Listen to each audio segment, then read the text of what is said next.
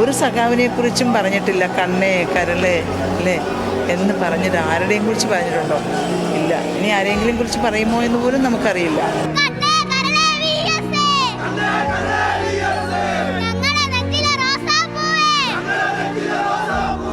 ഒരു നോക്ക് കാണാനായിട്ട് ഉറക്കം ഒഴിഞ്ഞ് മഴയും കൊണ്ട് വളരെ കഷ്ടപ്പെട്ട്